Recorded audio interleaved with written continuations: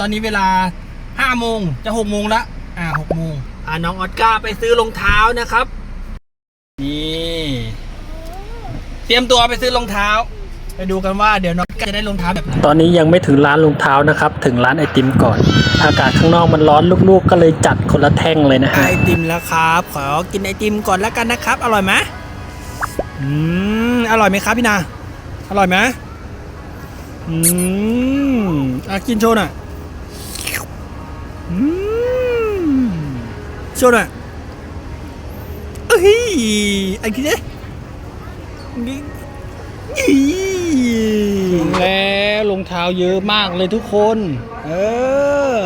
นี่ตอนนี้น้องออสการ์ลองรองเท้าอยู่นะครับเอาไว้ใส่ไปโรงเรียนกำลังลองรองเท้าอยู่ทำไมมันเท่จังเลยตรงนี้จะเป็นห้องลองชุดนะครับจ้าเอ๋